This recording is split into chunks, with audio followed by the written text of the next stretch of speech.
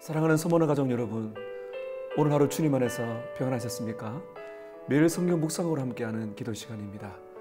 오늘 주시는 하나님의 말씀은 마가복음 9장 30절에서 50절이 되겠고요. 제목은 제자도 겸손입니다. 본문을 읽겠습니다.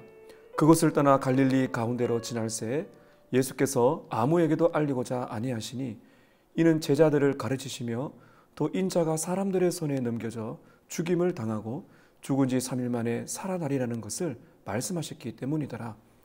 그러나 제자들은 이 말씀을 깨닫지 못하고 묻기도 두려워하더라.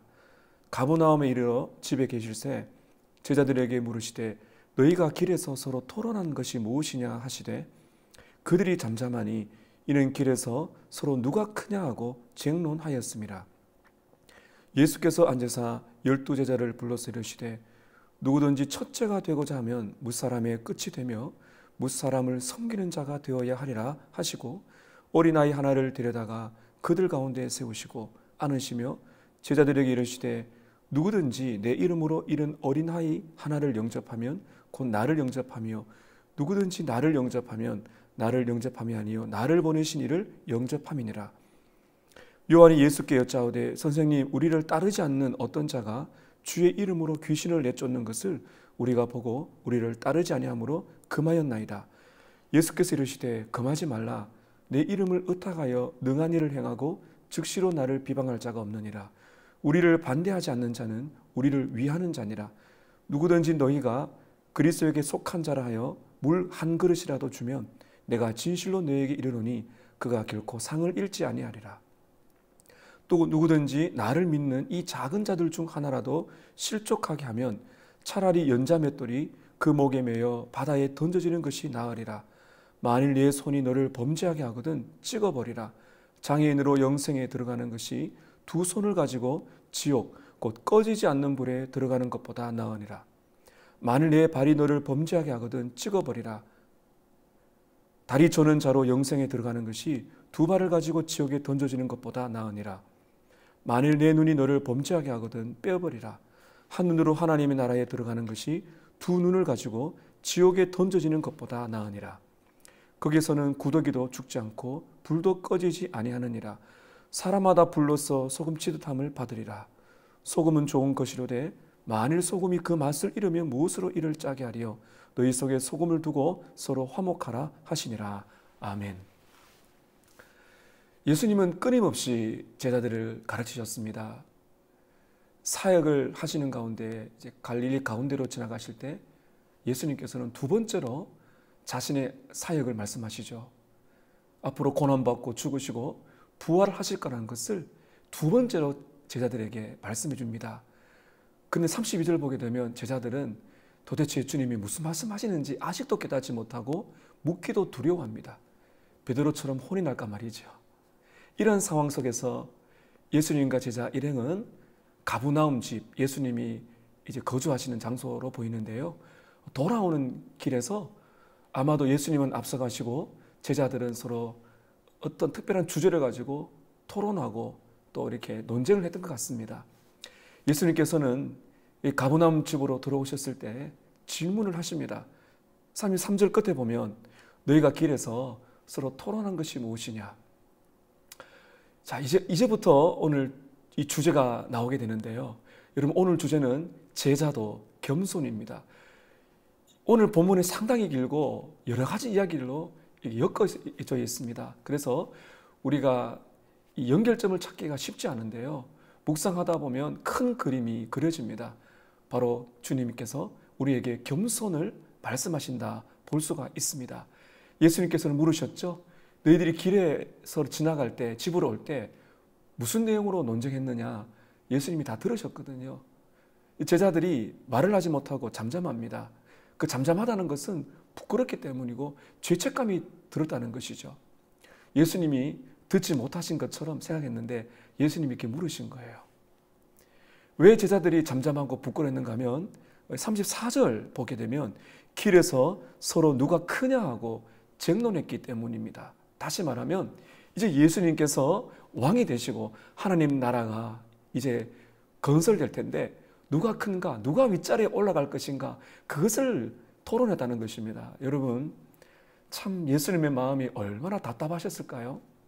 예수님은 반복해서 내가 고난당하고 십자가에 못 박혀 죽고 부활할 것이라는 이런 말씀하시게 되면 최소한 질문을 해서 알아가든다든지, 길에서 오는 길에 이게 무슨 말이냐, 예수님의 말씀으로 토론을 해야 되는데 그것은 별로 지금 주제가 되지 않는 거예요. 참 힘들죠? 제자들은 누가 큰가? 누가 윗자리에 올라갈 것인가? 거기를 이제 주제를 삼아 말하고 있는 것입니다.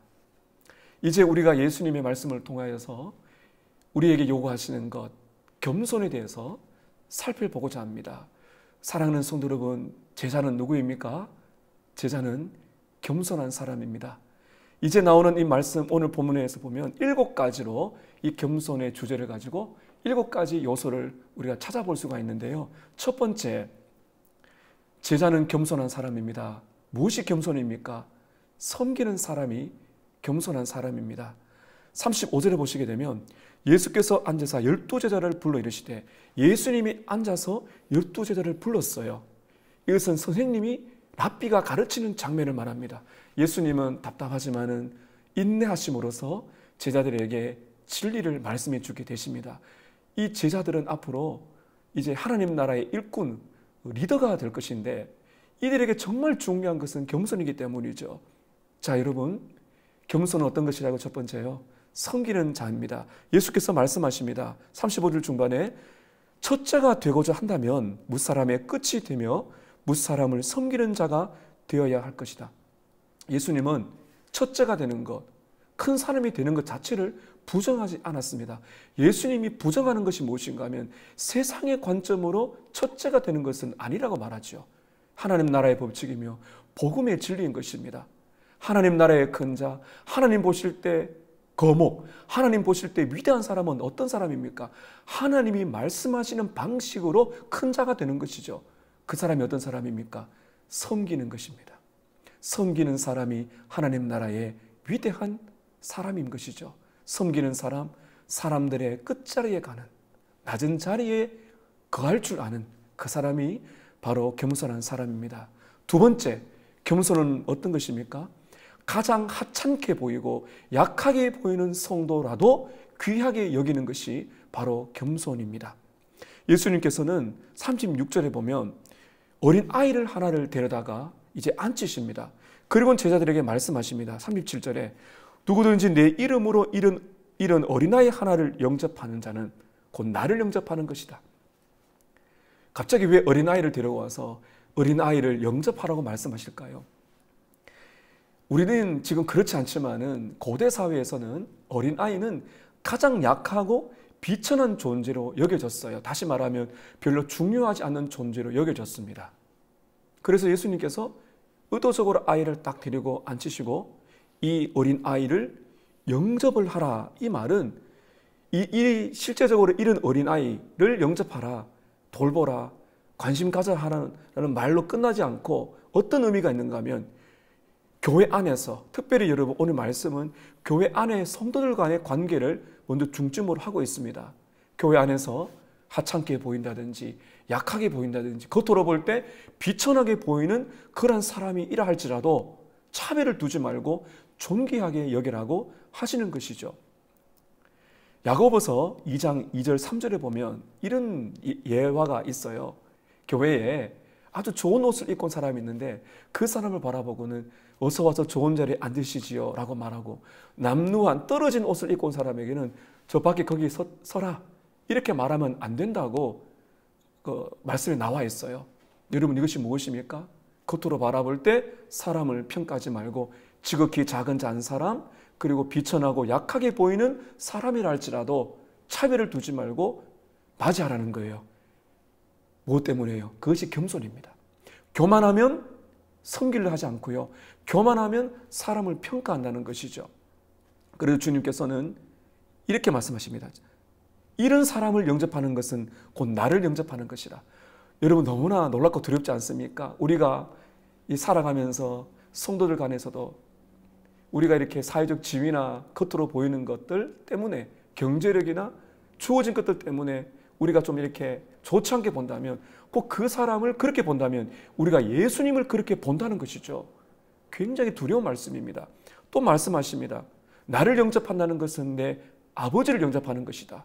여러분, 이것입니다. 겸손한 마음으로 약하고 비천하고 참 그러한 겉으로 볼 때 약하게 보이는 사람이라 할지라도 우리는 예수님을 대하듯이, 하나님을 대하듯이 그 사람을 맞이하는 겸손이 필요하다는 것이죠.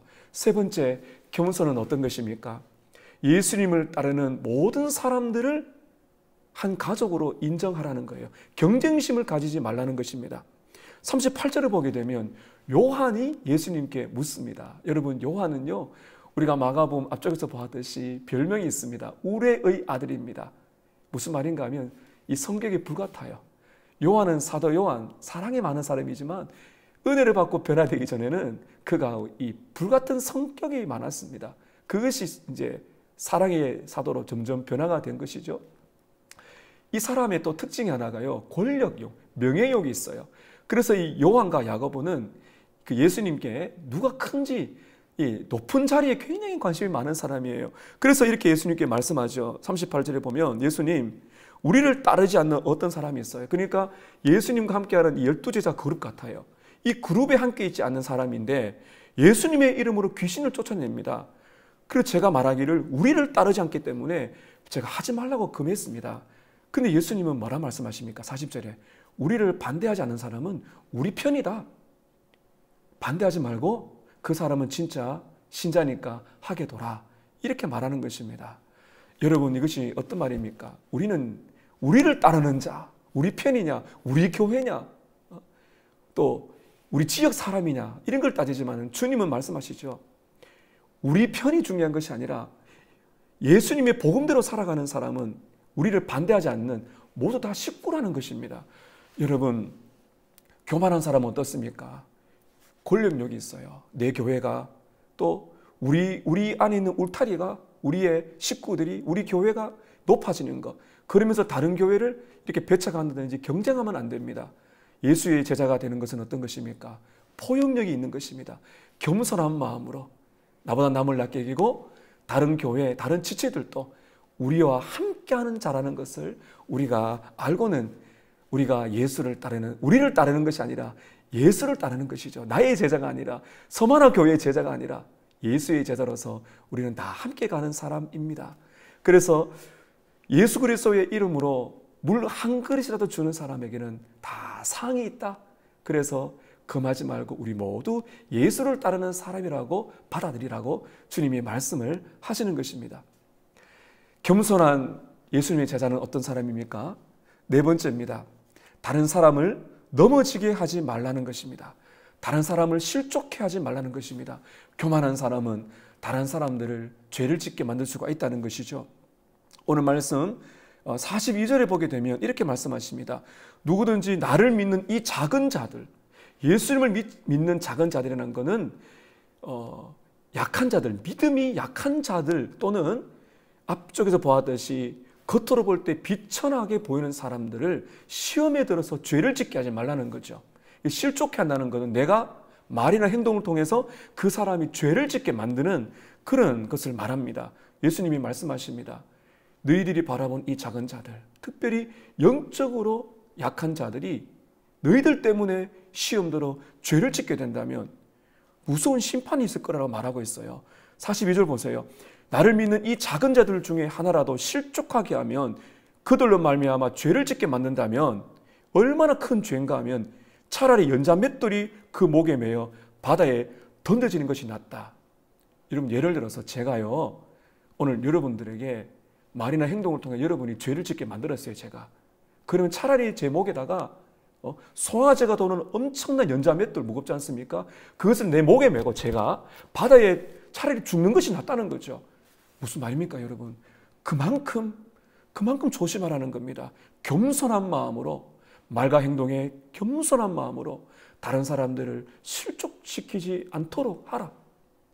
이것을 주님께서 말씀을 하시는 것입니다.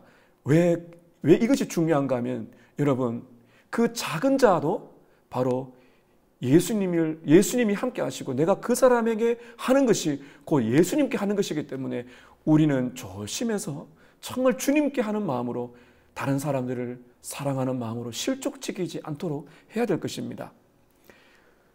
5번째입니다. 겸손한 사람은 어떤 사람입니까? 다른 사람뿐만 아니라 나 자신도 넘어지지 않도록 조심하는 사람이에요. 여러분, 교만이 얼마나 무서운지 아세요?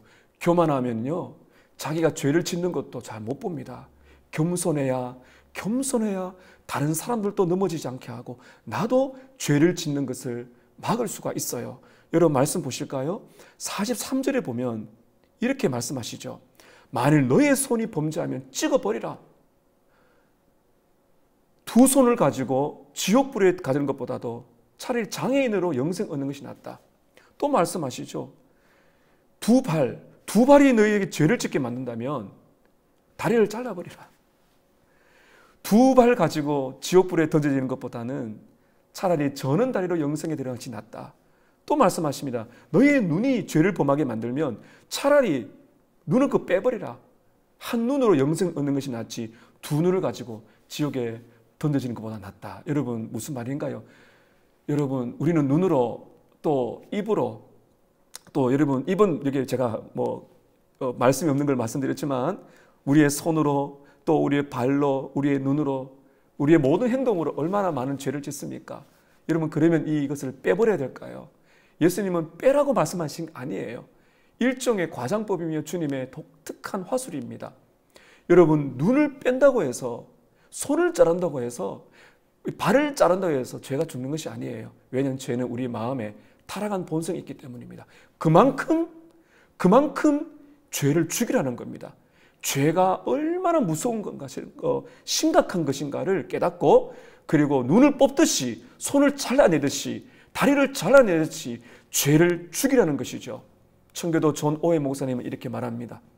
우리가 죄를 죽이지 않으면 죄가 우리를 죽일 것이다.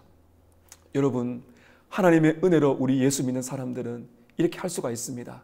눈을 뽑아내듯이 손을 자르듯이 이 발을 끊어내듯이 주님 앞에 회개하고 그리고 죄의 심각성을 깨닫고 죄를 죽이며 그만큼 죄를 죽이며 살아가는 것이죠. 여러분 그렇지 않고 죄를 계속 짓고 살아가면 어떻게 됩니까? 영원한 형벌에 떨어진다는 것이죠. 그러나 성도들은 그렇지 않습니다.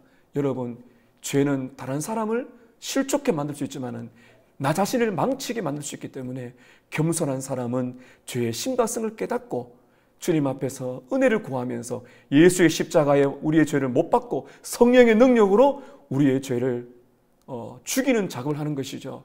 여러분 예수님이 말씀하십니다. 너의 손, 너의 발, 너의 눈. 여러분 손과 발과 우리의 눈으로 얼마나 많은 죄를 짓습니까? 우리는 철저히 회개하고 십자가를 의지해야 될 것입니다. 겸손한 사람은 어떤 사람인가요? 6번째입니다.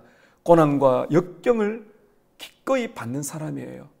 고난과 역경을 기꺼이 받는 사람입니다. 제가 넘어갔지만은 48절 앞에 보게 되면 갑자기 이 지옥에서 불의 이야기를 하세요. 죄를 그대로 살아가면 이 심판의 불이 있다는 것을 말씀하시죠. 꺼지지 않는 불이 있다 말씀하시면서 이제 49절에 보게 되면 또 다른 불을 말씀하십니다. 사람마다 불로서 소금 치듯함을 받으리라. 여기서 말하는 불은 심판의 불이 아니라 우리를 순결케 하는 불입니다. 여기서 말하는 소금이 무엇인가 하면 여러분 레위기 2장 13절과 에스겔서 43장 24절에 보면 우리 성도를 하나님께 바쳐진 제물, 소금을 친 제물이라 말합니다. 그리고 여기서 말하는 이 소금이라는 것은 우리를 말한다면 불로서 소금을 친다는 것은 이 불이라는 것은 어떤 의미인가 하면 바로 고난과 역경을 통한 하나님의 정결케 하는 불을 말씀하는 거죠. 여러분 그렇지 않으면 우리는 교만이 꺾이지 않습니다. 교만이 꺾여지기 위해서는 이 고난과 시련의 불을 통해서 우리가 정결케 되어야 겸손해지게 되는 것이에요. 그래야 50절에 보면 소금은 좋은 것이라되 만일 소금이 그 맛을 잃으면 무엇으로 이를 짜게 하리요. 여러분 소금은 불순물이 들어가면 안 돼요. 그래서 주님께서는 우리를 이 거룩하게 만들기 위해서 고난과 시련을 통해서 우리를 정말 정결케 만들죠. 시련의 불을 통하여 우리를 깨끗하고 겸손한 예수 닮은 사람을 만들기 위해서 우리에게 시련이 닥쳐오게 되는 것이죠. 그래야 맛을 잃어버리지 않습니다. 이 당시의 소금은 바로 방부제입니다. 냉장고가 없기 때문에 그 당시 사람들은 소금이 없으면 세상은 망한다는 그런 속담이 있었다고 합니다. 우리 성도들은 이런 존재입니다. 하나님의 은혜로 연단을 받아 연단의 불을 통해서 정결케 되어 우리는 겸손해지게 되는 것입니다. 마지막으로 겸손한 사람은 어떤 사람입니까? 서로 화평하는 사람입니다.